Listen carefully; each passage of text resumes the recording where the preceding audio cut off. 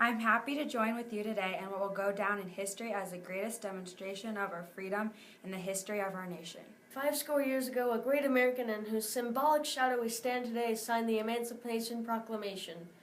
This momentous decree is a great beacon of light to millions of the Negro slaves who had been seared in the flames of withering injustice. It came as a joyous daybreak to the end of a long night of their captivity, but 100 years later, the Negro is still not free. 100 years later, the life of the Negro is still badly crippled by the manacles of segregation and the chains of discrimination. 100 years later, the Negro lives on a lonely island of poverty in the midst of a vast ocean of material prosperity. 100 years later, the Negro is still languished in the corners of American society and finds himself in exile in his own land. So we've come here today to dramatize a shameful condition. In a sense, we've come to our nation's capital to cash a check. When the architects of our republic wrote the magnificent words of the Constitution and the Declaration of Independence, they were sending a promissory note to which every American was to fall heir.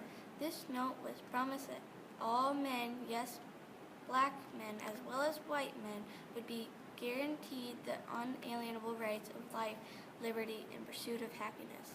It is obvious today that America has defaulted on this promissory note insofar as her citizens of color are concerned.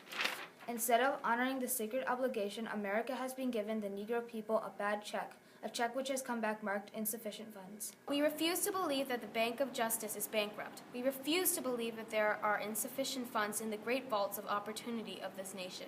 So we've come to cash this check, a check that will give us upon demand the riches of freedom and the security of justice. We have also come to the hallowed spot to remind America of the fiercest urgency of now. This is no time to engage the luxury of cooling off or take off the tranquility of drug of gradualism. Now is the time to make real promises of democracy. Now is the time to rise from the dark and desolate valley of segregation to the sunlit path of racial justice. Now is the time to lift our nation from the quicksands of racial injustice to the solid rock of brotherhood. Now is the time to make justice a reality for all of God's children. It would be fatal for the nation to overlook the urgency of the movement. This sweltering summer of Negroes' legitimate discontent will not pass until there is an invigorating autumn of freedom and equality. 1963 is not an end, but a beginning. Those who hope that the Negro needed to blow off steam and will now be content will have a rude awakening in the nation's return of business as usual. There will be neither rest nor tranquility in America until the Negro is granted his citizenship rights. The whirlwinds of revolt will continue to shake the foundations of our nation until the bright day of justice emerge. And that is something that I must say to my people who stand on the worn threshold which leads into the palace of justice. In the process of gaining our righteous place, we must not be guilty of wrongful deeds. Let us not seek to satisfy our thirst for freedom by drinking from the cup of bitterness and hatred. We must forever conduct our struggle on the high plane of dignity and discipline. We must not allow our creative protest to degenerate into physical violence. Again and again, we must rise to the majestic heights of meeting physical force with soul force. The marvelous new militancy which has engulfed the Negro community must not lead us to distrust all white people, for many of our white brothers, as evidenced by their presence here today, have come to realize that their destiny is tied up with our destiny. They have come to realize that their freedom is inextricably bound to our freedom. We cannot walk alone, and as we walk, we must take the pledge that we shall always march ahead. We cannot turn back. There are those who are asking the devotees of civil rights, when will you be satisfied? We can never be satisfied as long as the Negro is the victim of the unspeakable horrors of police brutality. We can never be satisfied as long as our bodies, heavy with the fatigue of travel, cannot gain lodging in the motels of the highways and the hotels of the cities. We cannot be satisfied as long as the Negro's basic mobility is from a smaller ghetto to a large one. We can never be satisfied as long as our children are stripped of their adulthood and robbed of their dignity by signs stating for whites only. We cannot be satisfied as long as the Negro in Mississippi cannot vote and the Negro in New York believes he has nothing for which to vote. No, we are not satisfied, and we will not be satisfied until justice rolls down like waters and righteousness like a mighty stream. I am not unmindful that some of you have come here out of great trials and tribulation. Some of you have come fresh from narrow jailcells.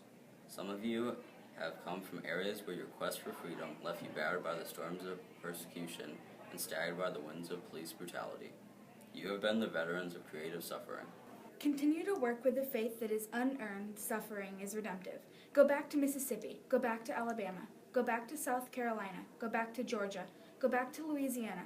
Go back to the slums and ghettos of our northern cities, knowing that somehow this situation can and will be changed. Let us not wallow in the valley of despair. I say to you today, my friend, even though we face the difficulties of today and tomorrow, I still have a dream. It is a dream deeply rooted in the American dream. I have a dream that one day this nation will rise up, live out the true meaning of its creed. We hold these truths to be self-evident, that all men are created equal. I have a dream that one day, on the red hills of Georgia, sons of former slaves and the sons of former slave owners will be able to sit down together at the table of brotherhood. I have a dream that one day, even the state of Mississippi, the state sweltering with the heat of injustice, sweltering with the heat of oppression, will be transformed into the oasis of freedom and justice. I have a dream that my 4 little children will one day live in a nation where they will not be judged by the color of their skin, but by the content of their character. I have a dream. I have a dream that one day in Alabama, with its vicious racists, with its governor having his lips dripping with the words of interposition and nullification, one day, right there in Alabama, little black boys and black girls will be able to join hands with little white boys and white girls as sisters and brothers. I have a dream today. I have a dream that one day every valley shall be exalted, every hill and mountain shall be made low. The rough places will be made plain, and the crooked places will be made straight. And the glory of the Lord shall be revealed, and all flesh shall see it together. This is our hope. This is the faith that I will go back to the South with. With this faith, we will be able to hew out of the mountain of despair with a stone of hope. With this faith, we will be able to transform the jangling discords of our nation into a beautiful symphony of brotherhood. With this faith, we will be able to work together, to pray together, to struggle together, to go to jail together, to stand up for freedom together, knowing that we will be free one day. This will be the day when all of God's children will be able to sing with new meaning. My country, 'tis of thee, sweet land of liberty, of thee I sing. Land where my fathers died, land of the pilgrim's pride, of every mountainside, let freedom ring. And if America is to be a great nation, this must become true. So let freedom ring from the prodigious hilltops of New Hampshire. Let freedom ring from the mighty mountains of New York.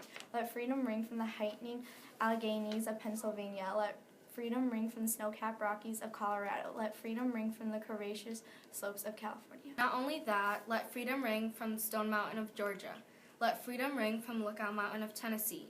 Let freedom ring from every hill and molehill of Mississippi, from every mountainside. Let freedom ring. We allow freedom to ring when we let it ring from every city and every hamlet, from every state and every city. We'll be able to speed up that day when all of God's children, black men and white men, Jews and Gentiles, Protestants and Catholics, will be able to join hands and sing in the words of the old Negro spiritual, free at last, God Almighty, we are free at last.